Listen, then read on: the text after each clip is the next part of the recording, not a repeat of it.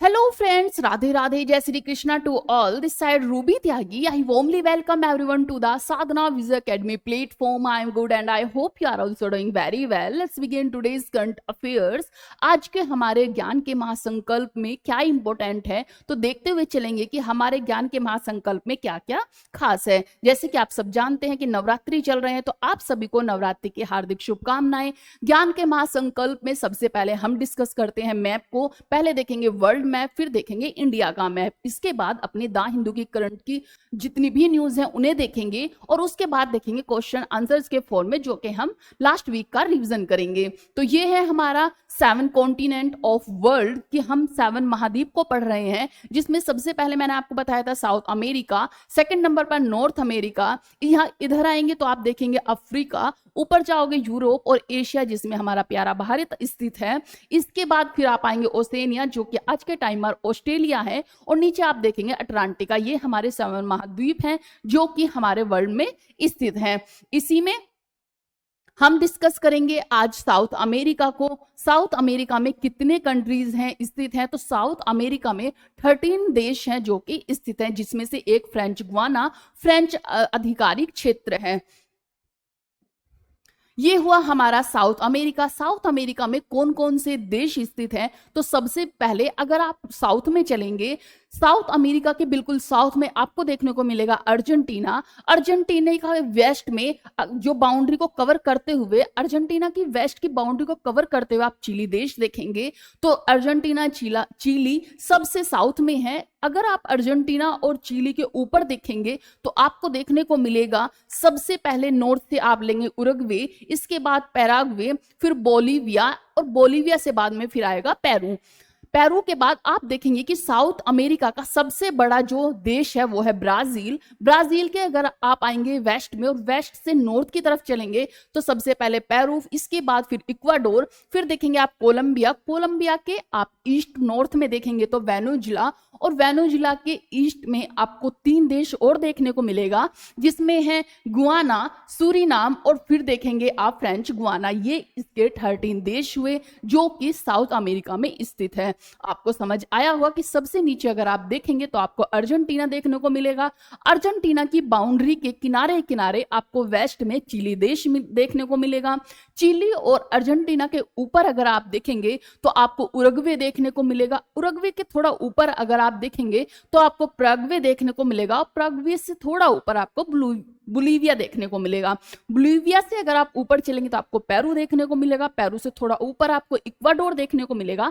Ecuador के बिल्कुल ऊपर आपको कोलंबिया देखने को मिलेगा। कोलंबिया से थोड़ा अगर आप ईस्ट में चलोगे तो आपको देखने को मिलेगा वेनेजुला। वेनेजुला के अगर ईस्ट में आपको 3 देश देखने को मिलेंगे, इसमें होगा एक गुआना, फिर होगा सूरीनाम, और सबसे ईस्ट में आपको फ्रेंच गुआना। और इन सब की बाउंड्री को कवर करते हुए आपको ब्राजील देखने को मिलेगा। मींस जो साउथ अमेरिका का सबसे बड़ा देश है वो है ब्राजील। ये हुआ हमारे देश, और नीचे आपको एक छोटा सा आइलैंड देखने को मिलेगा, वो है फलक्का आइलैंड। साउथ अमेरिका व साउथ अमेरिका के आप यहाँ पे भी देख सकते हैं कि जो साउथ अमेरिका के देश हैं वो है Argentina, Brazil, Colombia, Guyana, Peru, Uruguay, Bolivia, Chile, Ecuador, Paraguay, Suriname और वेनेजुला। इसमें फ्रेंच गुआना नहीं है क्योंकि फ्रेंच गुआना पर फ्रेंच का अधिकार है, इसलिए यहाँ पर फ्रेंच गुआना नहीं दिया गया है। मीन्स यहाँ पे 12 हमारे जो है स्टेट दिए गए हैं, 12 स्टेट यहाँ पर स्थित हैं। ये भी देखेंगे कि एक तरफ इसके जो हमारा साउथ अमेरिका है, इसके एक तरफ पैसिफिक ओशन देखने को मिलेगा और दूसरी तरफ आपको अटलांटिक ओशन देखने को मिलेगा। एक तरफ पैसिफिक ओशन और दूसरी तरफ आपको अटलांटिक ओशन देखने को मिलेगा। अब देखते हैं भारत के स्टेट। भारत के स्टेट हम डेली देखते हैं तो देखते हुए फटाफट चलेंगे। सबसे नीचे आप देखेंगे आपको मिलेगा तमिलनाडु। तमिलनाडु के वेस्ट में आप देखोगे केरला मिलेगा। तमिलनाडु और केरला के ऊपर आपको देखने को मिलेगा कर्नाटका और आंध्र प्रदेश। कर्नाटका और आंध्र प्रदेश। आंध्र प्रदेश के बिल्कुल ऊपर आपको तेलंगाना देखने को मिलेगा। तेलंगाना के वेस्ट में आपको मिलेगा महाराष्ट्र देखने को। महाराष्ट्र और कर्नाटक के बीच में एक छोटा सा आपको स्टेट मिलेगा, वो है गोवा। क्या है? गोवा है। इसके ऊपर अगर आप देखेंगे महाराष्ट्र से ऊपर छोटा सा एक और यूटी आपको देखने को मिलेगा, दादर एंड नागर हवेली एंड जो हमारा है दमन एंड दीव इसमें स्थित है। इसी के ऊपर आपको गुजरात देखने को मिलेगा और गुजरात के जस्ट ऊपर आपको राजस्थान देखने को मिलेगा। गुजरात, राजस्थान, महाराष्ट्र के बीच में आपको मिलेगा मध्य प्रदेश। मध्य प्रदेश से अगर आप आएंगे ईस्ट में तो आपको छत्तीसगढ़ देखने को मिलेगा। छत्तीसगढ़ के सबसे ईस्ट में आपको उड़ीसा देखने को मिलेगा और उड़ीसा से इधर क्या है, बे ऑफ बंगाल। उड़ीसा से ऊपर चलेंगे तो उड़ीसा से ऊपर आपको झारखंड देखने को मिलेगा और ईस्ट में देखने को मिलेगा वेस्ट बंगाल। इन दोनों से बिल्कुल ऊपर आपको देखने को मिलेगा बिहार। बिहार से फिर हम चलेंगे किधर, ईस्ट के स्टेट देखेंगे। ईस्ट के स्टेट में आपको सबसे पहले सिक्किम देखने को मिलेगा जो कि छोटा सा स्टेट है लेकिन भारत के राजनीतिक रूप में ये बहुत ही इंपॉर्टेंट है। इसके बाद आप सेवन सिस्टर्स को देखेंगे जिसमें आपको देखने को मिलेगा असम। असम से नीचे आपको देखने को मिलेगा मेघालय। फिर नीचे आप आएंगे तो आपको त्रिपुरा देखने को मिलेगा। फिर देखने को मिलेगा मिजोरम और मिजोरम से ऊपर आप नॉर्थ के ऊपर तरफ चलेंगे। जब नॉर्थ की तरफ से देखेंगे तो आपको मिजोरम के जस्ट ऊपर मणिपुर देखने को मिलेगा। मणिपुर से ऊपर नागालैंड और सबसे ऊपर अरुणाचल प्रदेश देखने को मिलेगा। अब आते हैं मिडिल भारत में। मिडिल भारत में आपने देखा मध्य प्रदेश, गुजरात, राजस्थान, इसी के साथ में उत्तर प्रदेश। उत्तर प्रदेश से ऊपर आपको देखने को मिलेगा उत्तराखंड। उत्तराखंड, उत्तर प्रदेश के पास में ही आपको हरियाणा देखने को मिलेगा और हरियाणा और उत्तर प्रदेश के बीच में आपको छोटी सी यूटी देखने को मिलेगी जो कि है भारत की कैपिटल जो है न्यू दिल्ली, मीन्स दिल्ली यहाँ पर स्थित है। दिल्ली हुआ। हरियाणा से ऊपर आपको देखने को मिलेगा पंजाब। पंजाब और उत्तराखंड, हरियाणा के पास में ही आपको देखने को मिलेगा हिमाचल प्रदेश और सबसे ऊपर आपको दो मिलेंगे जिसमें से एक देखने को मिलेगा लद्दाख और दूसरा स्टेट होगा जम्मू कश्मीर। क्या होगा, जम्मू कश्मीर। ये हुए हमारे भारत के स्टेट और यूटी। सबसे नीचे आपको दो यूटी और देखने को मिलेगी जिसमें एक लक्षद्वीप है जो कि काफी सुंदर और बहुत ही प्राकृतिक से भरपूर ये हमारी यूटी है। इधर आप देखेंगे अंडमान एंड निकोबार जहां पर काफी आदिवासी है वो भी स्थित हैं और यहाँ पर जाने के लिए हम अलग से परमिट लेना पड़ता है। बिना परमिट के हम यहाँ पर एंट्री नहीं कर सकते हैं। ये हुआ हमारा प्यारा भारत। इसके बाद हम देखेंगे कि आप जानते हैं कि कल मैंने आपको पढ़ाया था कि कर्क रेखा किस किस स्टेट से होकर गुजरती है। तो कर्क रेखा भारत के 8 राज्यों से होकर गुजरती है। 8 राज्यों कौन कौन से हैं? तो सबसे पहले हम वेस्ट से ईस्ट की तरफ चलेंगे। वेस्ट में आप देखेंगे सबसे पहले गुजरात। तो गुजरात को होकर वह गुजरती है। तो सबसे पहले क्या हुआ, गुजरात। गुजरात के बाद आया राजस्थान। राजस्थान के बाद आप देखेंगे मध्य प्रदेश। मध्य प्रदेश के बाद छत्तीसगढ़।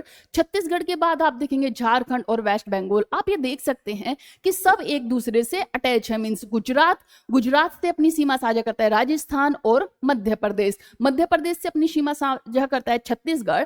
छत्तीसगढ़ के पास ही पड़ता है झारखंड और यहाँ पर वेस्ट बंगाल। थोड़ा आगे चलेंगे तो ये बांग्लादेश को क्रॉस करते हुए हमारे जो स्टेट पड़ते हैं फिर आता है त्रिपुरा और इधर आप मिजोरम देखेंगे। ये हमारे 8 स्टेट हुए। कौन कौन से? गुजरात हुआ, इसके बाद राजस्थान। राजस्थान के ही पास आपको मध्य प्रदेश देखने को मिलेगा। मध्य प्रदेश से थोड़ा आगे चलोगे तो आपको छत्तीसगढ़ देखने को मिलेगा। छत्तीसगढ़ के थोड़ा और आगे चलने के बाद आपको झारखंड मिलेगा और झारखंड से आगे आपको वेस्ट बंगाल मिलेगा। वेस्ट बंगाल से आगे आप त्रिपुरा और मेघालय देखने को मिलेगा। त्रिपुरा और मिजोरम देखने को मिलेगा। कौन कौन से? मिजोरम, त्रिपुरा, वेस्ट बंगाल, झारखंड, छत्तीसगढ़, मध्य प्रदेश, राजस्थान और गुजरात। ये हमारे 8 राज्य हुए जिससे कर्क रेखा होकर गुजरती है। अब चलते हैं हम अपनी करंट अफेयर की न्यूज पर, जो कि फर्स्ट न्यूज है हमारी कि नरेंद्र मोदी जी ने क्या किया है, बिहार में 10,000 रुपए महिला को देने का वादा किया है। मीन्स वो हर जो वहां की महिलाएं हैं उन्हें 10,000 देंगे। कितनी महिलाओं को? तो ये 75 लाख महिलाओं को दिया जाएगा। 75 लाख महिलाओं को पहले चिन्हित किया जाएगा, उनकी कुछ कंडीशन दी गई है, फिर उन्हें 10,000 रुपए दिए जाएंगे। तो आइए देखते हैं कि कौन कौन सी महिलाओं को दिया जाएगा। हर महिला को 10,000 रुपए दिए जाएंगे। कुल 75 लाख महिलाओं को यह लाभ मिलेगा। पहली किस्त के तौर पर बिहार को क्या भेजा गया है? 7,500 करोड़ की राशि ट्रांसफर की गई है जिससे कि आप दे पाएंगे 10,000 रुपए 75 लाख महिलाओं को। ये क्यों दिया जा रहा है? इसका उद्देश्य क्या है? पर्पज क्या है? तो इसका पर्पज है कि महिलाओं को स्वरोजगार शुरू करने के लिए मदद करना। क्योंकि आप सब जानते हैं कि बिहार हमारे सभी स्टेट में सबसे लो अपनी इकोनॉमी रखता है और वहां पे पे महिलाओं की जो हालत है वो भी कुछ ज़्यादा अच्छी नहीं है। तो इसीलिए जिससे कि महिलाओं की जो हालत है उनमें सुधार हो, जिससे कि वो अपना रोजगार ओपन कर सके, खोल सके, तो इसीलिए वहां पर महिलाओं को 10,000 रुपए दिए जा रहे हैं। कि क्या होगा इससे, खास तौर पर जो ग्रामीण महिलाओं को रोजगार के अवसर देना और आर्थिक रूप से मजबूत बनाना बिहार की अर्थव्यवस्था को मजबूत करेगा। मीन्स अगर महिला भी अपनी भागीदारी देंगी तो जो बिहार की अर्थव्यवस्था है वो अच्छी होगी। इसमें कौन कौन सी महिलाओं को दिया जाएगा, तो इसमें जो ये आवेदन किया गया है ये दिया गया है 1,11 करोड़ महिलाओं ने इसका आवेदन किया है। लेकिन इसमें से किस किस को प्राथमिकता दी जाएगी, तो वो दी जाएगी आर्थिक रूप से जो महिलाएं कमजोर होंगी, इसी के साथ जो कि स्थायी आय का साधन नहीं रखती हैं, और थर्ड कंडीशन होगी 18 से 60 साल की उम्र होगी, और फोर्थ होगा कि जो न्यूक्लियर परिवार है, मीन जो छोटे परिवार से आती हैं, जिनका आयकर दाता नहीं है, जो कि आयकर कोई दाता नहीं है, उनके ये जो प्राथमिकता दी जाएगी। जीविका महिला स्वयं सहायता समूह की सभी सदस्य महिला भी इसमें पात्र होंगी। जिन महिलाओं के माता पिता जीवित नहीं है और उन्होंने शादी भी नहीं की है, उन्हें भी ये धनराशि दी जाएगी। मीन्स वो भी इसमें प्राथमिकता में आएंगी। नेक्स्ट न्यूज है हमारी, मैंने आपको बताया था कि दादा फाल्के पुरस्कार दिया गया है। ये किस दादा फाल्के पुरस्कार किसको दिया गया, तो मलयालम के जो मोहनलाल थे इन्हें दिया गया था, मैंने आपको बताया था। आइए इनके साथ साथ best actor, best movie, best जो हीरोइन है वो किस किस को दिया गया है तो वो भी देखते हैं। सबसे पहले देखेंगे कि दादा साहेब फाल्के पुरस्कार 2023 में मलयालम के अभिनेता मोहनलाल को दिया गया है। उन्होंने कहा सिनेमा मेरी आत्मा की धड़कन है, जय हिंद। द्रौपदी मुर्मू ने कहा कि मूवी फिल्म बनाना सिर्फ एक इंटरटेनमेंट या फिर हमारे मनोरंजन के लिए नहीं होनी चाहिए, बल्कि हमें ये जागरूक भी करे, ऐसी मूवी भी होनी चाहिए, हमें संवेदनशील बनाए ऐसी भी मूवी होनी चाहिए, तो उस पर जोर देना चाहिए, ये भी कहा। और ये भी कहा कि महिलाओं को इससे एक शक्ति मिल रही है, एक आत्मशक्ति का प्रभाव छोड़ रही हैं, तो इसके लिए भी, जैसे कि रानी मुखर्जी ने अपनी मूवी बनाई थी, और भी हीरोइंस जैसे अच्छी अच्छी मूवीज बनाती हैं जिससे काफी महिला भी प्रभावित होती हैं, तो ये उन पर भी कहा है। कि उन्होंने क्या कहा है, राष्ट्रपति द्रौपदी मुर्मू जी ने कहा है कि फिल्मों में महिलाओं पर केंद्रित विषयों को पहचान मिल रही है। उन्होंने कहा कि महिलाओं की जूरी पैनल में पर्याप्त प्रतिनिधित्व होना चाहिए। सिनेमा केवल मनोरंजन न होकर सामाजिक जागरूकता और संवेदनशीलता फैलाने का माध्यम भी होना चाहिए। विशेष रूप से युवाओं के बीच सिनेमा को सकारात्मक संदेश देने का कार्य करना चाहिए, कि जो युवा हैं उन्हें संदेश मिले, एक सकारात्मक, एक पॉजिटिव संदेश मिले, ऐसे कार्य करने चाहिए। इसमें सर्वश्रेष्ठ अभिनेता कौन है, तो वो शाहरुख खान को मिला है, जो कि मूवी जवान के लिए दिया गया है, और दूसरा है विक्रांत मैसी, जो कि 12th फेल मूवी बनाई थी, उसके लिए इन दोनों को दिया गया है। सर्वश्रेष्ठ अभिनेत्री रानी मुखर्जी को दिया गया है, और फिर है जो कि मिसेस चटर्जी नॉर्वे मूवी के लिए दिया गया है। सहायक अभिनेता कौन कौन है, तो सहायक अभिनेता है बेस्ट सपोर्टिंग मेल जो दिया गया है वो है विजय राघवन, जो कि मलयालम मूवी के हीरो हैं, और दूसरे हैं मुत्तुपट्टई सोममू भास्कर, जो कि पार्किंग तमिलनाडु की मूवी है। इसके बाद चलते हैं सर्वश्रेष्ठ गीत हुए, और ये दिए, ये आप देख सकते हैं। फिर है हमारी थर्ड न्यूज है कि राजनाथ सिंह ने मोरक्को में क्या किया है, एक साइन लॉन्च किया है, जो कि इंडिया का फर्स्ट ओवरसीज डिफेंस फैसिलिटी है। क्या है, जो कि ओवरसीज डिफेंस फैसिलिटी है, जो कि फर्स्ट फैसिलिटी है जो हमने दूसरे देश में लॉन्च की है। कहां पर, मोरक्को में। आइए इसके बारे में भी थोड़ा देख लेते हैं कि स्वतंत्र जो संयंत्र है, यह संयंत्र टाटा एडवांस सिस्टम लिमिटेड द्वारा इसे स्थापित किया गया है। किसके द्वारा इसे स्थापित किया गया, तो ये किया गया है टाटा एडवांस सिस्टम लिमिटेड के द्वारा इसे स्थापित किया गया है। स्थान कहां पर है, तो ये मोरक्को के बैरेचिद में इसे स्थापित किया गया है। क्षेत्रफल क्या है, तो इसका 20,000 वर्ग किलोमीटर इसका क्षेत्रफल है। यह भारत की किसी निजी कंपनी द्वारा विदेश में खोला गया पहला रक्षा संयंत्र है। यह पहला रक्षा संयंत्र है जो दूसरे देश में हमने ओपन किया है, खोला है। संयंत्र में व्हील्ड आर्म प्लेटफॉर्म, इसमें वाहन पर इसे बनाया जाएगा। 8x8 इसकी वो होगी, और वाहन पर बनाया जाएगा। यह वाहन टेसल मीन्स जो कि टाटा एडवांस सिस्टम लिमिटेड है और डीआरडीओ द्वारा संयुक्त रूप से इसे डिजाइन किया गया है। इसे टेसल और डीआरडीओ ने इसे बनाया है, और कहां पर, मोरक्को में इसे स्थापित किया गया है, और यह भारत का पहला जो संयंत्र है।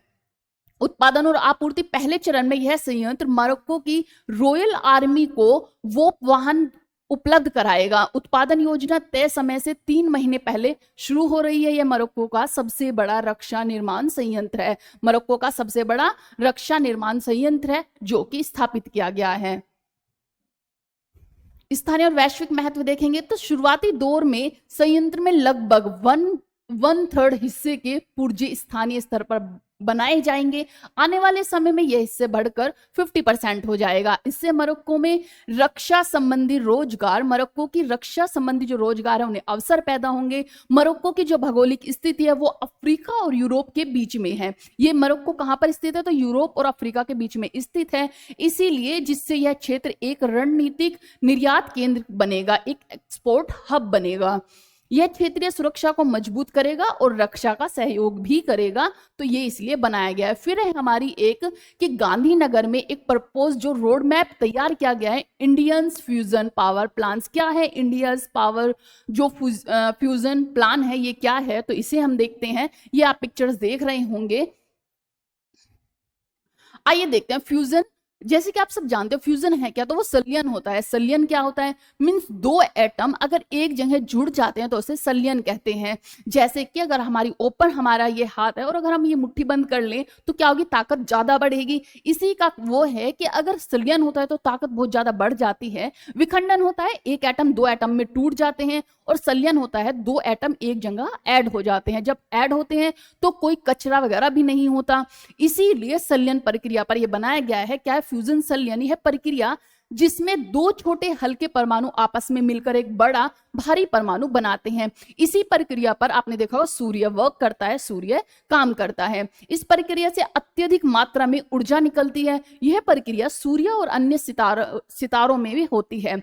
फ्यूजन क्या होता है? विखंडन होता है। इसकी तुलना में फ्यूजन ज्यादा सुरक्षित और साफ ऊर्जा देता है क्योंकि इसमें कम रेडियोधर्मी कचरा होता है। मींस फ्यूजन में ज्यादा कचरा होता है और फ्यूजन में कम रेडियोधर्मी कचरा होता है, इसीलिए इसे शक्तिशाली भी माना जाता है।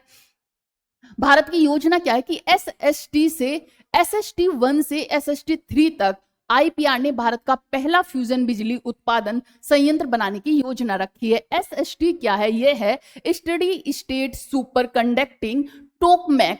टोकमैक क्या है? टोकमैक है जहां पर ये पूरा प्रोसेस किया जाता है, उसे टोकमैक कहते हैं। तो यह steady state superconducting tokamak third जो कि SST 3 भारतीय कहा जाएगा। शुरुआत में यह 100 मेगावाट में से 50 मेगावाट बिजली फ्यूजन से बनाएगा और बाकी फ्यूजन से अनुमानित निर्माण लागत होगी इसकी 25,000। क्या है ये फ्यूजन? फ्यूजन मीन्स इसमें क्या होगा? अगर हम इसे 100 जो मेगावाट है वो बिजली देंगे तो उससे ये कितना 50% बनाएगा। मीन्स हम अधिक एनर्जी देंगे और ये रिलीज कम एनर्जी करेगा, मीन्स बनाएगा कम एनर्जी। इसके लिए इससे हमें ज्यादा फायदा नहीं है क्योंकि अगर हम किसी चीज को अगर हम किसी को 10 रुपए दे रहे हैं तो अब वो वापस में हमें 5 रुपए या फिर 6 रुपए दे रहा है तो उसमें तो हमें लॉस ही है। लेकिन इससे हमें ज्यादा चीजें जानने को मिलेंगी और भविष्य में हमें इससे हेल्प भी मिलेगी, इसीलिए इसे बनाया जा रहा है। मीन्स इससे 100 मेगावाट हम संयंत्र को ऊर्जा देंगे और इससे हमें 50 मेगावाट ऊर्जा प्राप्त होगी। इसका जो निर्माण है वो कितने में? 25,000 करोड़ में इसे निर्माण जो इसकी लागत है वो होगी और 2050 तक एक पूर्ण स्तरीय डेमोन्स्ट्रेशन रिएक्टर तैयार करना होगा। इसका लक्ष्य है कि 2050 तक हम इतना अपना लक्ष्य बना पाए कि 100 मेगावाट से हम 100 मेगावाट अपनी कर सके, क्योंकि अभी जितने भी हमारे संयंत्र है, जितनी भी ये फ्यूजन की प्रक्रिया है, इसमें अभी भी 100% किसी को भी अभी ये चीजें नहीं मिली हैं। मैक्सिमम जो मिली है तो 100% अगर किसी ने खर्च किया तो 67% उन्हें प्राप्त हुई है। तो ये मैक्सिमम है जो सबसे ज्यादा किया गया है। इसकी अक्षमता क्या होगी? 250 मेगावाट बिजली उत्पादन की होगी। 2050 तक क्या किया गया है कि 250 इसका मेगावाट हमारा लक्ष्य है कि हम बना पाए। वैश्विक प्रयास और भारत की भागीदारी, इसे किया क्यों जाता है? इसे किया जाता है जिससे कि वैश्विक जो भागीदारी है, आपसी जो भारत की भागीदारी है उसे देखा जाए, उसे जो वैश्विक ऊर्जा है उसे कम किया जाए, जो प्रदूषण है उसे कम किया जाए। ये सब चीजें देखकर इसे बनाया जाता है। भारत पहले से ही ITER प्रोजेक्ट फ्रांस का एक सदस्य है जो विश्व का सबसे बड़ा फ्यूजन रिएक्टर है। मीन्स जो फ्रांस का है वो 100 मेगावाट अगर बिजली दे रहा है, ऊर्जा दे रहा है, तो उससे उसे कितनी मिल रही है? उसे 67% ऊर्जा ही प्राप्त हो रही है। ये सबसे बड़ा है। तो इसमें क्या है, ये भी 67% ही प्राप्त कर रहे हैं। तो ये है, तो हमारा अभी भारत का जो बना है वो कितना है कि हम 100% देंगे और 50% उससे मेगावाट मिलेगा। फ्रांस का है 2025 में फ्रांस के वेस्ट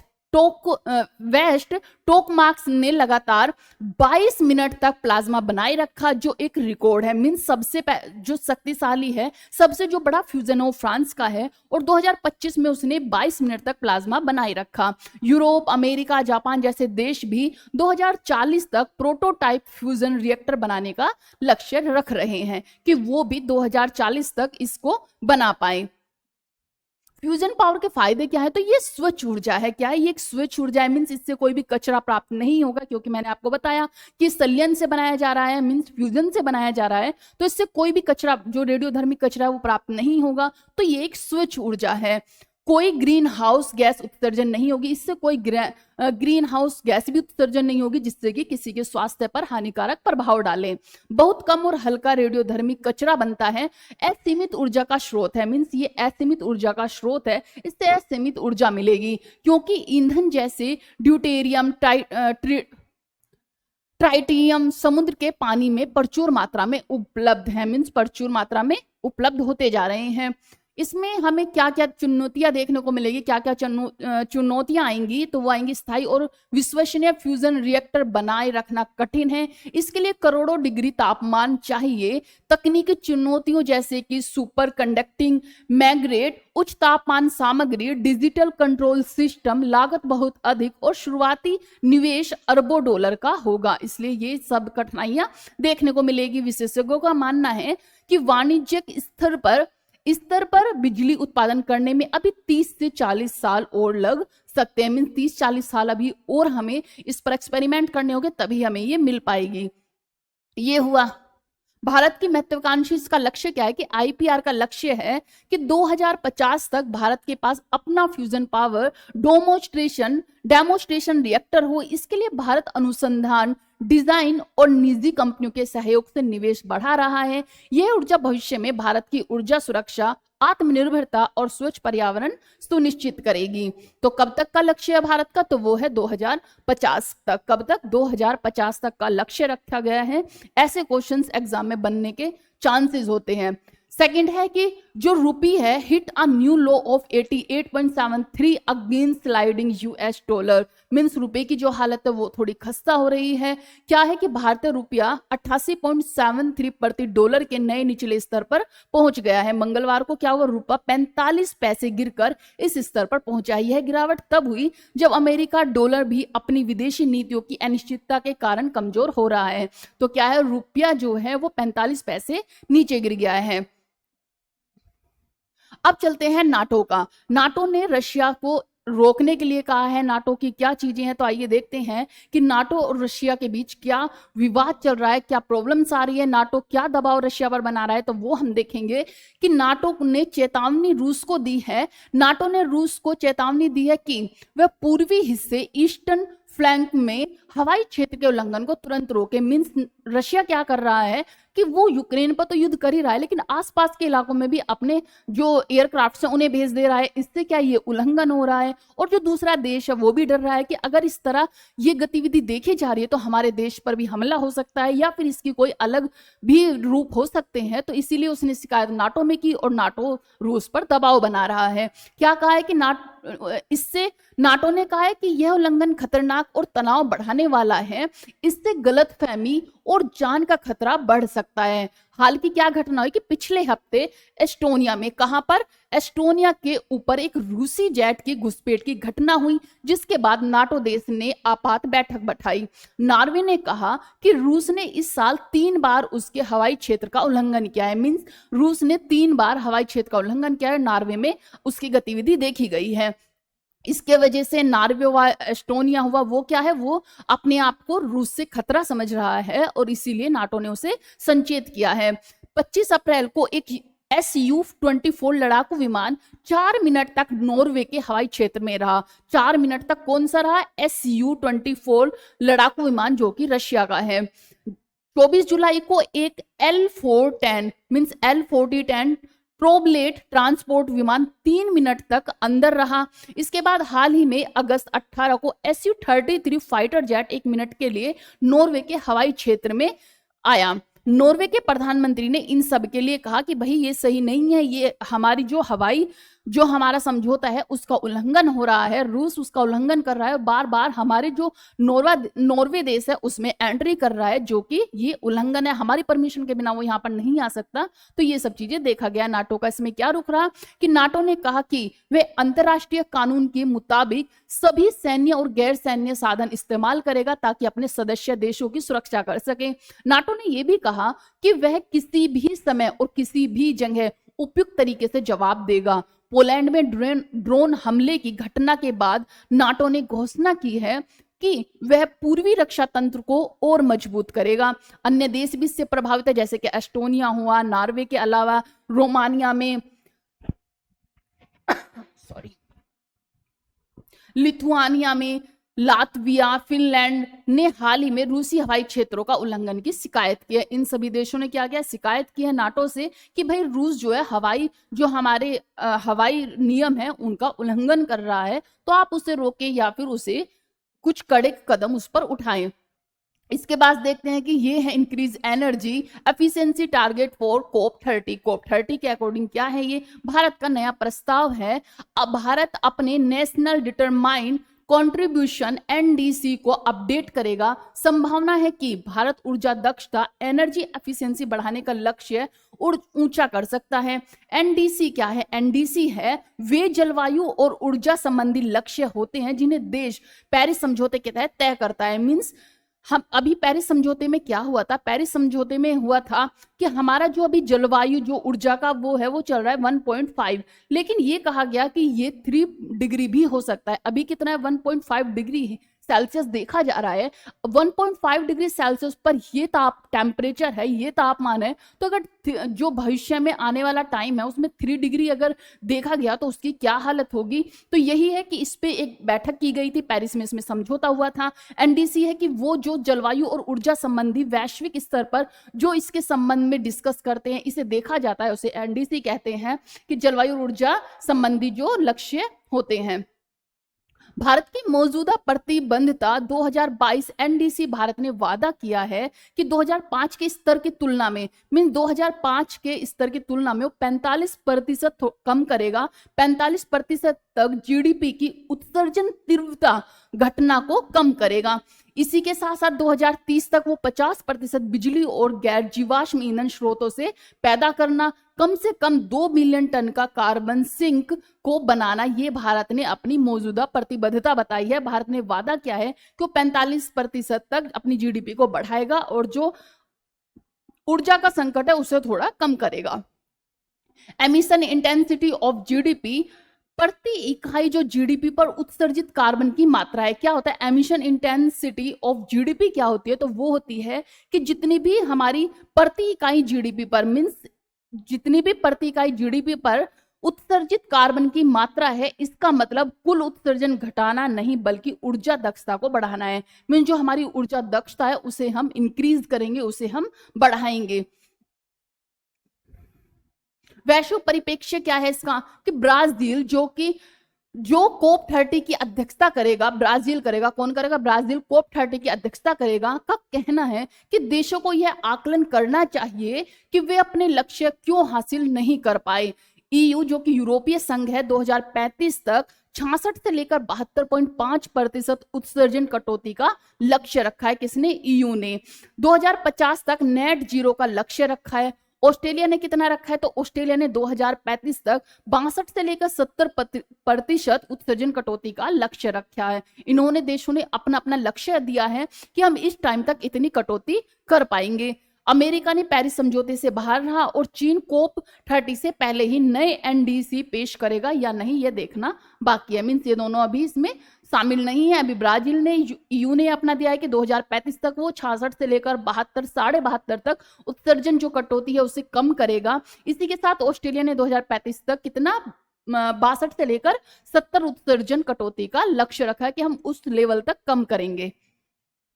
ये सब हुआ। भारत की पहल क्या है कि जापान के साथ GCM जॉइंट क्रेडिटिंग मैकेनिज्म समझौता किया, जिससे स्वच्छ ऊर्जा परियोजना का साझा किया गया था। इंडियन कार्बन मार्केट 2026 तक, इंडियन ने क्या है 2026 तक 13 प्रमुख क्षेत्रों को उत्सर्जन तीव्रता के लक्ष्य दिए जाएंगे। इन क्षेत्रों में यदि कंपनियां लक्ष्य से बेहतर प्रदर्शन करती हैं तो कार्बन क्रेडिट बेंच हो सकेगी। मीन्स क्या है कि 2030 तक 2026 तक 13 प्रमुख क्षेत्र होंगे जो कि उत्सर्जन तीव्रता के लक्ष्य उन्हें दिए जाएंगे। वो उस लक्ष्य को प्राप्त करेंगे या नहीं करेंगे ये देखा जाएगा, किस किस कंपनियों को दी जाएगी। इसमें कठिनाई क्या आएंगी, तो जो विकसित देश हैं पर्याप्त वित्तीय सहयोग देने को तैयार नहीं है। विकासशील देशों को अब भी जीवाश्म ईंधन पर निर्भर रहना पड़ रहा है। यदि सब देशों के लक्ष्य पूरे भी हो जाएं तो भी सदी के अंत तक धरती का तापमान कितना हो जाएगा, 3 डिग्री सेल्सियस हो जाएगा। ऐसा अनुमान लगाया जा रहा है कि सदी के अंत तक 3 डिग्री सेल्सियस हो जाएगा, जो कि बहुत ही बढ़कर होगा, जीवन यापन करना मुश्किल हो जाएगा, तक बढ़ सकता है। जबकि पेरिस समझौते का लक्ष्य 1 पॉइंट कितना है, 1.5 डिग्री सेल्सियस है। ये पेरिस समझौते में हुआ। अब क्या है, इसमें संक्षेप में एक बार देखेंगे। भारत COP30 में अपने NDC को अपडेट करेगा और ऊर्जा दक्षता का लक्ष्य और बढ़ा सकता है, जिससे कि ऊर्जा दक्षता जो है उसे बढ़ा पाए। भारत ने पहले 50% बिजली और गैर जीवाश्म स्रोतों से बनाना और 2030 तक कितना, 2030 तक उत्सर्जन तीव्रता 45% घटाने का वादा किया है। मीन्स भारत ने पहले 50% बिजली जीवाश्म स्रोतों को बनाने का लक्ष्य रखा है और 2030 तक उत्सर्जन तीव्रता 45% घटाने का भी वादा किया है। सेकंड क्या है कि भारत 2026 तक कार्बन मार्केट शुरू करेगा। दुनिया के अन्य देश जैसे कि EU, ऑस्ट्रेलिया 2035 और 2050 के लक्ष्य पर काम कर रहे हैं। लेकिन अगर बड़े पैमाने पर कटौती नहीं हुई तो धरती का तापमान खतरनाक स्तर मीन्स 3 डिग्री सेल्सियस तक हो जाएगा। ये इसका संक्षेप है जितना मैंने आपको समझाया। मीन्स कितना हुआ कि भारत जो है 45% की कटौती करेगा, 50% अपने उत्सर्जन को बढ़ाएगा, जो बिजली और गैर जीवाश्म है उन्हें बढ़ाएगा, जो उत्सर्जन तीव्रता है उसे 45% घटाने का वादा किया है। EU ने भी किया है, ऑस्ट्रेलिया ने भी किया है 2035 तक। और खतरनाक कौन सा साइन है, तो 3 डिग्री सेल्सियस खतरनाक है इसीलिए। और अभी कितना है, पेरिस समझौते में 1.5% का जो देखने को मिला है। फिर है वन टाइम H1B वीजा। मैंने आपको पहले भी बताया था कि H1B वीजा है, इस पर काफी गहमा गहमी चल रही है, बहुत ही कसमकस चल रही है। ट्रंप को लग रहा है कि शायद उन्होंने गलती कर दी है। इसी पर उन्होंने तो अपना बयान दे दिया, कुछ उन्होंने बदलाव भी किया, लेकिन भारत ने भी उस पर स्टैंड लिया है। हमारी जो IIT कंपनी है, IT कंपनी है और बड़ी बड़ी कंपनी है, वो सोच रही हैं, सोच विचार कर रही हैं कि भाई जो अमेरिका से बैठकर वो वर्क करती थी, कार्य करती थी, वो भारत में ही बैठकर करें। जो है वहां पर जाने वाले लोगों की थोड़ी निर्भरता कम हो। अमेरिका पर जो ज्यादा से ज्यादा लोग निर्भर है या फिर H1B वीजा पर निर्भर है, उस निर्भरता को कम करे, क्योंकि ये आने वाले टाइम में खतरा हो सकता है और हम भारत की अर्थव्यवस्था को भी इससे लॉस उठाना पड़ता है। तो अब उन्होंने सोचा है कि हम अपनी जो वो निर्भरता है उसे कम करें और अपने लक्ष्य को बढ़ाएं, अपनी अर्थव्यवस्था को अच्छे से करें। ये जो IT जो हमारे इंजीनियर्स है, जो H1B वीजा के जो लाभवंत लोग हैं, जिन्हें लाभ मिला हुआ है, उन्होंने इस चीज पर डिस्कस किया है। इसी के साथ चाइना ने भी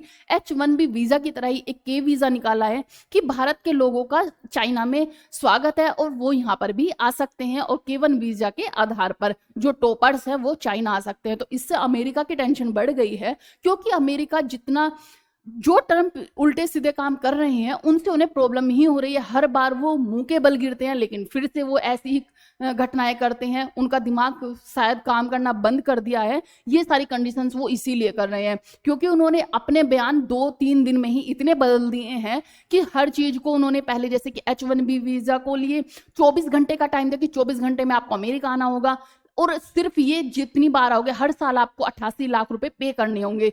कितना होगा, $1 लाख की जो बात कही थी।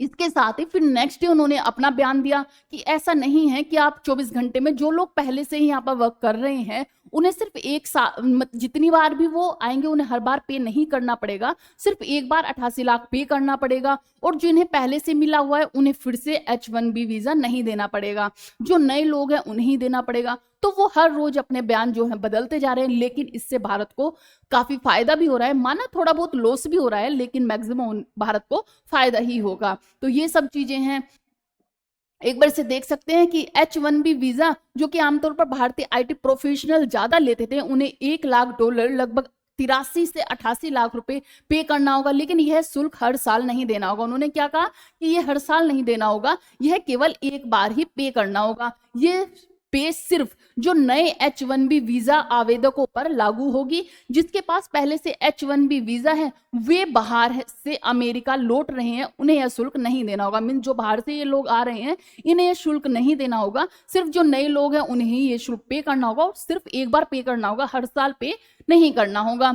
इसी के साथ साथ जो पहले US secretary of commerce Howard Lutnick है, लुटनिक का नाम आप डेली सुन ही रहे होंगे, लुटनिक ने ही बयान दिया था कि हर साल देना होगा, अब उन्होंने कहा है कि सिर्फ एक साल देना होगा।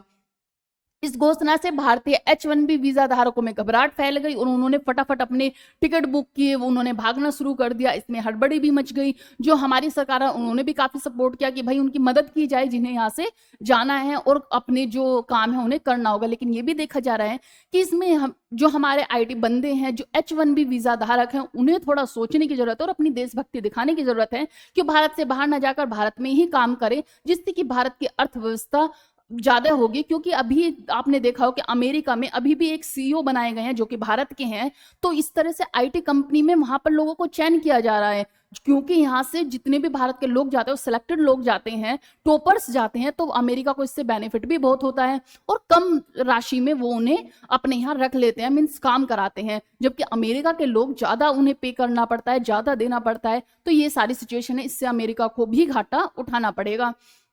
अमेरिका के इस फैसले की आलोचना हुई क्योंकि यह बड़ी टेक कंपनी और विदेशी वर्कर्स के खिलाफ बताया गया। भारत में विपक्ष में PM मोदी पर आरोप लगाया कि उन्होंने अमेरिका की स्ट्रॉन्ग आर्म पॉलिसी का विरोध नहीं किया। जो विपक्ष है वो बोल रहे हैं कि भाई तुमने इसका पॉलिसी का विरोध नहीं किया, ये सब चीजें चली। भारत के विदेश मंत्रालय ने कहा कि यह निर्माण मानवीय परेशानियां और परिवारों की दिक्कतें पैदा कर सकता है। ये सब चीजें हुई। नेक्स्ट है हमारी फिलिस्तीन।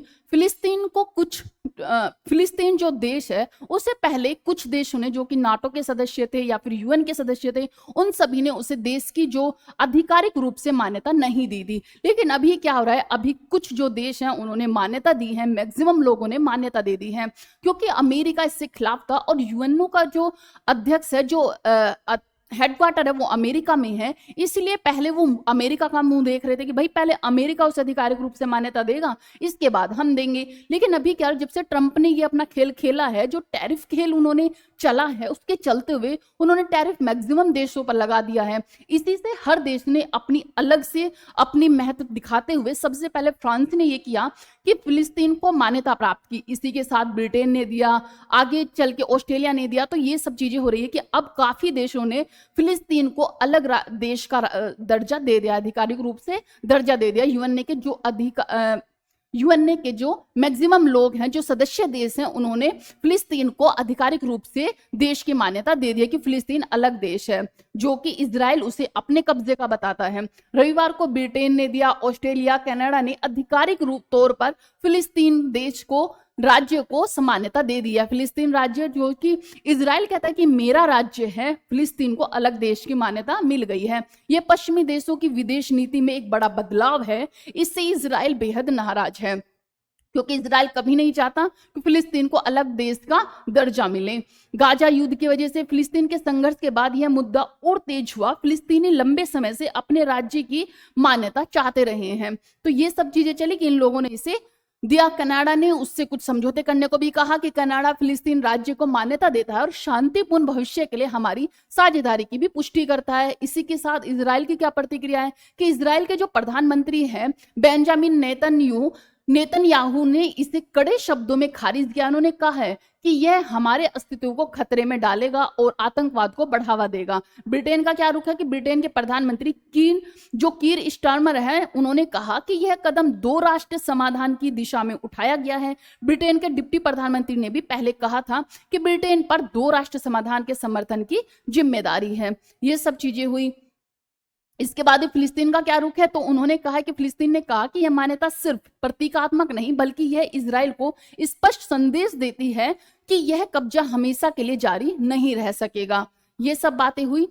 अब चलते हैं, इसका थोड़ा आप संक्षेप में देख सकते हैं कि ब्रिटेन, ऑस्ट्रेलिया, कनाडा ने फिलिस्तीन को आधिकारिक रूप से मान्यता दे दी है। यह फिलिस्तीन के लिए ऐतिहासिक पल है और दशकों से चले आ रहे उनके स्वतंत्र राज्य के सपने को मजबूती देता है। इस कदम से इजराइल और अमेरिका नाराज है क्योंकि अमेरिका ने अभी जो फिलिस्तीन है उसे आधिकारिक रूप से देश नहीं माना है। अब पश्चिमी देशों की नीति में बड़ा बदलाव दिखाई दे रहा है।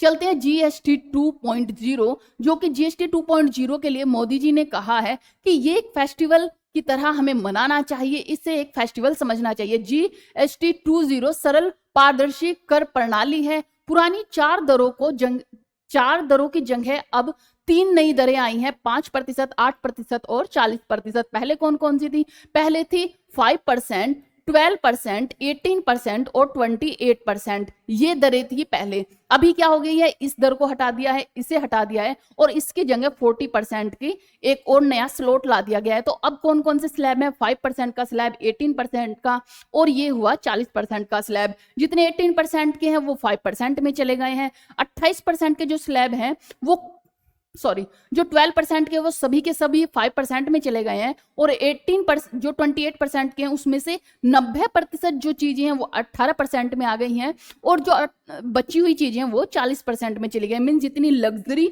चीजें हैं वो 40% के स्लैब में चली गई हैं और जो नशीली चीजें जैसे तंबाकू, गुटखा, ये भी 40% के स्लैब में चले गए हैं। बाकी जितने भी सस्ती चीजें हैं वो 5% के स्लैब में चली गई और जो हमारी रोजमर्रा की चीजें हैं वो 0% के स्लैब में चली गई है, 0% जीएसटी पर।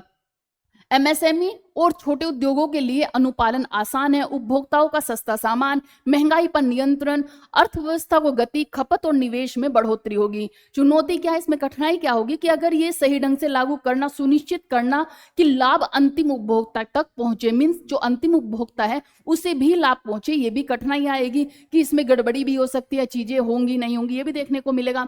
प्रधानमंत्री मोदी ने कहा कि जीएसटी 2 सुधार रिफॉर्म्स को वह फेस्टिवल ऑफ सेविंग, बचत का पर्व मानते हैं। उनका कहना है कि इससे लोगों को सस्ते सामान उपलब्ध होंगे और आम जनता को राहत मिलेगी। विदेशी सामान पर चिंता, मोदी जी ने कहा कि पिछले कई दशकों में विदेशी उत्पाद, फॉरेन जो प्रोडक्ट्स हैं, हमारे दैनिक जीवन के उपयोग की वस्तुओं में घुस गए हैं। अब समय आ गया है कि हम अपने देश के बने उत्पादन, मेड इन इंडिया प्रोडक्ट्स में बदलें, मीन्स आत्मनिर्भर बने और जितनी भी स्वदेशी चीजें हैं उन्हें अपनाएं और विदेशी चीजों को कम से कम यूज करें। जो कि मीन्स उनका कहना है कि जिससे काम ना ही चले, सिर्फ विदेशी चीजें वही अपनाएं, बाकी आत्मनिर्भर बने और जो मेड इन इंडिया है, जो भारत में बनी हुई चीजें हैं, उन्हें अपने डेली यूज में ज्यादा से ज्यादा यूज करें। आत्मनिर्भरता पर जोर दिया कि यह कदम भारत को आत्मनिर्भर बनाने की दिशा में है। मोदी जी ने इसे जनता के लिए बचत का पर्व बताते हुए कहा कि जीएसटी 2.0 सुधारों से भारतीय उद्योगों और स्थानीय उत्पादों को बढ़ावा मिलेगा। सरकार का क्या दृष्टिकोण है कि सरकार चाहती है भारतीय नागरिक अधिक से अधिक स्वदेशी वस्तुओं का उपयोग करें, विदेशी सामानों पर जो निर्भरता है कम करें और घरेलू उत्पाद को मजबूत बनाएं। ये हुआ। फिर है IAF जो लेजेंडरी हमारे वर्क होर्स हैं, MiG-21 का क्या हुआ है, इसका रिटायरमेंट आ गया है। रिटायरमेंट क्या है, तो आइए देखते हैं कि MiG-21 क्या है। MiG-21 का रिटायरमेंट क्या है कि भारतीय वायुसेना IAF 26 सितंबर को अपने MiG-21 फाइटर जेट्स को आधिकारिक रूप से सेवानिवृत्त करेगी, मीन्स रिटायर करेगी। यह दिन लगभग 60 वर्षों की सेवा का अंत होगा। मीन्स जो हमारा MiG-21 है वो 60 वर्षों से हम उसका यूज कर रहे हैं, लेकिन अभी क्या है उसमें काफी खराबियां आ रही हैं, बीच बीच में वो खराब हो जा रहा है, तो इसलिए अब उसका रिटायरमेंट हो गया है। उसे वो क्या करेगा, उसको अब इस मतलब कि उसकी जो सेवा है उसे रोक देगा। 1963 में इसे शामिल किया गया था। सबसे पहले जो MiG-21 है उसे 1963 में शामिल किया गया था। इसके बाद उसे जो मिग 21 है भारत का पहला सुपरसोनिक, इसी के साथ साथ ये भारत का पहला सुपरसोनिक जेट था जो कि 1963 में वायुसेना में इसे शामिल किया गया था। इसे फर्स्ट सुपरसोनिक कहा जाता था। भारत ने 700 से अधिक, कितना, 700 से अधिक मिग 21 विमानों को वायुसेना में शामिल किया, जिनमें से कई हिंदुस्तान एरोनॉटिक्स लिमिटेड ने बनाए थे, मींस हेल ने इसे बनाए थे। कौन सी है ये? हिंदुस्तान एरोनॉटिक्स लिमिटेड ने। और कब इसे जो मिग 21 है इसे कब शामिल किया गया था? 1963 में शामिल किया गया था। 700 से अधिक कम से कम हमारी वायुसेना में इसे शामिल किया गया था और अब इसका रिटायरमेंट हो रहा है कब? 26 सितंबर को। इसके साथ ही 1965 से लेकर 1971 तक के जो युद्ध में इसकी अहम योगदान था, अहम भूमिका थी, इसने काफी इसका बेनिफिट भी हमें हुआ। 1999 में जब हमारा कारगिल का युद्ध हुआ तब भी इसका योगदान बहुत महत्वपूर्ण था। इसके बाद 2019 में जो बालाकोट की एयर स्ट्राइक की गई थी उसमें भी काफी योगदान रहा। ऑपरेशन सिंदूर में भी इसे प्रयोग किया गया और 2019 में जब विंग कमांडर अभिनंदन वर्धमान ने इसी विमान से पाकिस्तान का F-16 को मार गिराया था। आपने सुना होगा कि अभिनंदन पाकिस्तान में जाकर उनका जो प्लेन था वो खराब हो गया था, वो वहां पर गिर गए थे, फिर पाकिस्तान से उन्हें बुलाया गया था, काफी उनका वेलकम भी किया गया था। तो इसी तरह उन्होंने कौन से जेट से? मिग 21 से ही ये अपनी कार्य किया था। मिग 21 को भारत की वायुसेना की रीढ़ बैकबोन भी कहा जाता था, खासकर 2000 तक। इसने भारत की एरोस्पेस इंडस्ट्री, स्वदेशी उत्पादन और तकनीकी क्षमताओं को कई ऊंचाइयों तक पहुंचाया। आईएएफ ने इसे वॉर हॉर्स, युद्ध का घोड़ा कहा, जो राष्ट्र की शान के आसमान में ले गया। समारोह है इसका कि भाई जो सेवानिवृत्ति, इसके रिटायरमेंट का समारोह चंडीगढ़ एयरबेस में होगा। इसमें वरिष्ठ सैन्य अधिकारी और पूर्व पायलट शामिल होंगे। ये था मिग 21 के ऊपर। अब देखते हैं हम अपने क्वेश्चन आंसर्स में अपनी जो हमारी पहली करंट अफेयर है उनकी न्यूज का रिवीजन करेंगे। केंद्र सरकार की नई फास्टैग आधारित वार्षिक पास योजना के तहत वार्षिक पास की कीमत कितने रुपए निर्धारित की गई थी? तो वो की गई थी 3000। कितनी? फास्टैग की 3000 की गई थी। 3000 थी। ये किस तरह से है तो इसकी थोड़ी डिटेल में आप देख सकते हैं, इंग्लिश में दिया हुआ है। यह एक प्रीपेड वार्षिक फास्टैग पास है जिसे न्हाई मंत्रालय द्वारा लॉन्च किया गया था। पास को मौजूद फास्टैग के लिंक करके सक्रिय किया जाता है और यह बार बार रिचार्ज करने की आवश्यकता को घटाता है। मींस एक बार इसमें 3000 का रिचार्ज किया जाएगा और फिर आप इससे 200 बार यूज कर सकते हैं। या तो आपकी 200 बार की लिमिट कंप्लीट हो गई हो या फिर 1 साल का टाइम पीरियड कंप्लीट हो गया हो। इन दो कंडीशंस में एक होना जरूरी है या फिर दोनों ये इसमें दी गई है कि 3000 का अगर आप रिचार्ज कर लेते हैं तो वो 1 साल तक वैलिड होगा, या फिर आप उससे 200 बार टोल पास कर चुके हो तो भी ये आपका कितनी बार? 200 ट्रिप बार वैलिड होगा। बेस प्राइस में 2025-26 के लिए 3000, यह एक साल के लिए 12 महीने के लिए वैध होगा। पास में निर्धारित अधिकतम ट्रिप जो होंगी, जो ट्रिप लिमिट होगी 200 ट्रिप होगी, पूरे होने तक जो भी पहले हो जाए, यानी या तो 1 साल या 200 बार टोल क्रॉसिंग तक मान्य होगा। या तो आपने 200 बार टोल क्रॉसिंग कर लिया हो या फिर इसकी मान्यता 1 साल उसने लिमिट क्रॉस कर ली हो, तब तक ये मान्य होगा। ये पास नॉन कमर्शियल प्राइवेट व्हीकल जैसे कि कार, जीप, वैन के लिए बनाया गया है। कमर्शियल जैसे ट्रकों या बसों के लिए ये अलग हो सकता है, लेकिन ये किसके लिए? जो कि नॉन कमर्शियल प्राइवेट व्हीकल है, जैसे कि कार हुआ, हमारी जीप हुई या फिर वैन हुई। नया फास्टैग लेना आवश्यक नहीं है। मीन्स जब तक आपका 1 साल नहीं हो जाता उसमें आपको नए फास्टैग की जरूरत नहीं है। 1 साल के बाद आपको इसे रिन्यू कराना होगा। बार बार फास्टैग वॉलेट रिचार्ज करने की जरूरत कम हो जाएगी। यात्रा तेज और सुचारू होगी क्योंकि बार बार छोटे छोटे लेन देन नहीं होंगे। इससे क्या होगा? ट्रैफिक की जो प्रॉब्लम थी वो भी कम होगी क्योंकि वो खुद से खुद ही अपना कट जाएगा। अब क्या होता था, नहीं तो आपको जब आप टोल को क्रॉस करते थे पहले रुकना पड़ता था, वहां पर कैश देना पड़ता था, उसे फिर वहां से लेना भी पड़ता था, कुछ टाइम लगता था। तो ये टाइम का जो वो है प्रॉब्लम्स है ये कट जाएगी और फटाफट से जो होगा वहां से क्रॉसिंग होती रहेगी और ट्रैफिक की प्रॉब्लम कम होगी। अक्सर हाईवे इस्तेमाल करने वालों के लिए कुल टोल लागत में बचत हो सकती है, 200 ट्रिप तक किफायती होगी। नेक्स्ट क्वेश्चन है, हाल ही में प्रतिभा सेतु, कौन सा पोर्टल है? प्रतिभा सेतु पोर्टल किसने लॉन्च किया है? तो ये क्या है? हमारा संघ लोक सेवा आयोग ने। किसने? यूपीएससी ने इसे लॉन्च किया है। ये क्यों लॉन्च किया गया है तो वो देखेंगे कि प्रतिभा सेतु एक वेब पोर्टल प्लेटफॉर्म है जिसे यूपीएससी ने शुरू किया है ताकि वे कैंडिडेट्स के जिनका यूपीएससी में सिविल सर्विस के इंटरव्यू अंतिम सूची में चयन न हुआ हो, उनकी योग्यता डेटा एकत्र कर सके, इससे केंद्रीय मंत्रालय सार्वजनिक और निजी नियोक्ता उन उम्मीदवारों से सीधे संपर्क कर सके। मींस जैसे कि यूपीएससी के कैंडिडेट होते हैं और वो फाइनल तक पहुंच जाते हैं, जैसे कि इंटरव्यू तक पहुंच जाता है और इंटरव्यू में उनका नहीं हो पाता, तो उनका एक डेटा उनके पास हो कि अदर जो मंत्रालय हैं जिन्हें जरूरत हो एक टैलेंटेड लोगों की, जिसके कुछ पॉइंट की वजह से उनका सिलेक्शन नहीं हो पाया, तो उनसे संपर्क कर सके। इसलिए एक सेतु ऐप बनाया गया है, सेतु प्रतिभा ऐप को लॉन्च किया गया है, प्रतिभा सेतु ऐप। हाल ही में दक्षिण भारत का कौन सा राज्य स्कूलों में हिंदी की तीसरी भाषा के रूप में अनिवार्य रूप से शामिल करने की नीति लेकर सामने आया? तो वो है महाराष्ट्र। इस बार बार से चेंज किया जा रहा है, लेकिन अभी महाराष्ट्र को देखा गया है। ये हुआ महाराष्ट्र, और ये महाराष्ट्र की नीतियों के बारे में दिया गया है। चलते हैं नेक्स्ट क्वेश्चन पर। हाल ही में केंद्र सरकार के वित्त मंत्रालय वित्त सेवा आयोग department of financial service DPS ने किसे डिजिटल पेमेंट्स अवार्ड 2024-25 से सम्मानित किया है? तो वो क्या है? India post payment bank. किसे? इंडिया पोस्ट पेमेंट बैंक को क्या है? इंडिया पोस्ट पेमेंट बैंक जो भारत सरकार के इंडिया पोस्ट के अंतर्गत कार्यरत एक भुगतान बैंक को डिजिटल पेमेंट्स अवार्ड 2024-25 से सम्मानित किया गया है।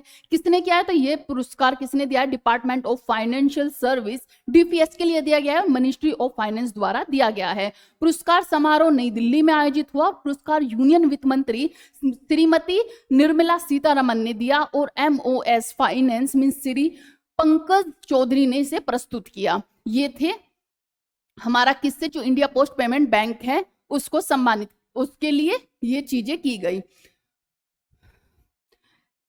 लेना लेना का पाविर है, ये एक मेडिसिन है। क्या है? लेना का पाविर एक मेडिसिन है। ये किसके लिए? तो ये है एचआईवी के लिए। यह एक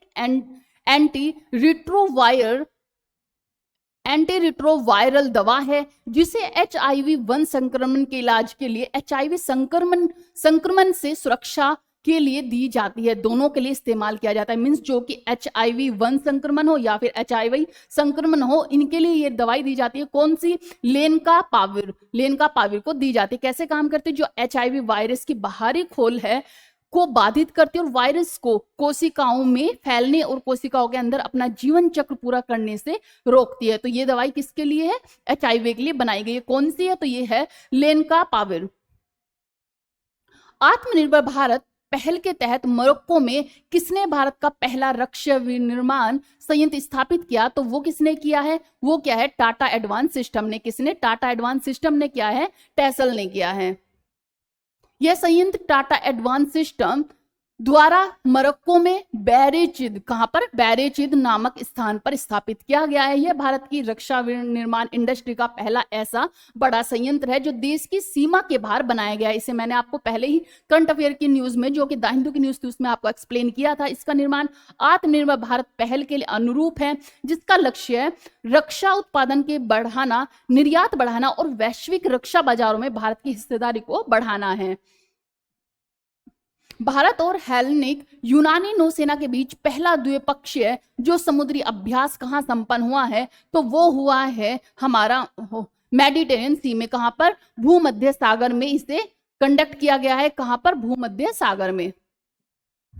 यह अभ्यास भारत ग्रीस के बीच रक्षा संबंध को मजबूत करने का संकेत है और भारत की यूरोपीय भागीदारों के साथ समुद्री सहयोग में वृद्धि को दर्शाता है। विशेषकर भूमध्य सागर में मेडिटेरियन सी में सामरिक उपस्थिति और समुद्री सुरक्षा मानवीय के लिए भारतीय नौसेना ने इस अभ्यास में गाइडेड मिसाइल स्टील्थ फ्रेगेट, कौन सा है? फ्रीगेट को भेजा। किसको भेजा इस अभ्यास में? तो वो है गाइडेड मिसाइल स्टील्थ फ्रीगेट को भेजा, जो कि INS त्रिकंड है। कौन सी है? INS त्रिकंड को भेजा था, जो भारत का प्रतिनिधित्व कर रही थी। तो कौन सी करी थी? INS त्रिकंड जो है वो भारत की तरफ से अपना प्रतिनिधित्व कर रही थी। कौन सा अभ्यास था? तो भारतीय का ये अभ्यास था, भारत और ग्रीस के बीच हो रहा था। कौन सा? भारत और ग्रीस के बीच किया जा रहा था। यूनानी, भारत और हेलेनिक जो कि यूनानी ग्रीसी है, उनके बीच ये अभ्यास हो रहा था। कौन सा? भूमध्य सागर या फिर मेडिटेरियन सी में। कैग की 2022-23 रिपोर्ट के अनुसार किन राज्यों को सर्वाधिक डेप्ट टू जीएसडीपी ऋण राज्य सकल घरेलू उत्पाद अनुपात दर्ज किया गया है, तो वो किया गया है पंजाब को। किसे? पंजाब को किया गया है, मींस पंजाब में सबसे ज्यादा ऋण है, जो कि इस सूची में सबसे नंबर 1 पे आता है। किसमें? कैग की 2022-23 रिपोर्ट के अनुसार जो है ये सर्वाधिक डेप्ट टू जीएसडीपी है, जो कि राज्य सकल घरेलू उत्पाद के अनुपात में दर्ज की गई है। रिपोर्ट का मुख्य निष्कर्ष देखिए कि कैग की 2022-23 की रिपोर्ट में बताया गया है कि राज्यों का कुल सार्वजनिक जो कर्ज है वो 13-14 से 22-23 के बीच 3 गुना बढ़कर लगभग कितना 59.6 लाख करोड़ हो गया है, मीन्स 59.6 लाख करोड़ हो गया है। और राज्यों के कर्ज स्तर में गहरी असमानता मिली है, मीन्स 13-14 के मुकाबले 22-23 में 3 गुना ऋण बढ़ गया है। किसका? पंजाब का। राज्यवार अनुपात क्या है कि रिपोर्ट के अनुसार पंजाब का जो डेप्ट टू जीएसडीपी अनुपात है वो 40.35% था, जो सभी राज्यों में सबसे ऊंचा है। इसके बाद किसकी कंडीशन है? वो है नागालैंड, जिसकी 37.15% है, और पश्चिम बंगाल जो कि 33.70% रहे हैं। इसमें चिंता का क्या विषय है कि उच्च डेप्ट जो जीएसडीपी बताता है कि राज्य की अर्थव्यवस्था के आकार के मुकाबले उसका कर्ज बहुत अधिक हो चुका है, मीन्स उसकी जो जीडीपी है उससे ज्यादा उसका कर्ज हो चुका है, इसलिए ये चिंता का विषय बनती है। इससे बॉन्ड परिस्थिति, उधार जो अक्षमता है या फिर विकास विनियोग का दबाव बढ़ता है। कैग ने यह भी नोट किया कि कई राज्यों ने उधार को चालू खर्च पूरा करने के लिए उपयोग किया, जो कि दीर्घकालिक वित्तीय स्वास्थ्य के लिए ठीक नहीं है। ये सब रहा, ये थी हमारी आज की करंट अफेयर की न्यूज। आई होप आपको समझ आई होगी। मैंने जितनी कोशिश हो सके, जितना मैक्सिमम मैं आपको इन्फॉर्मेशन दे सकूं, वो मैंने सब डेटा कलेक्ट किया और आपको इन्फॉर्मेशन दिया। आई होप आपको समझ आई होगी। अगर क्लास अच्छी लगी हो और आपको लगा ये क्लास आपके लिए बेनिफिशियल है, तो क्लास को शेयर, सब्सक्राइब और लाइक जरूर करें। आई होप आपको ये सब चीजें समझ आई हो। Thank you so much. Have a good day. जय हिंद, जय भारत।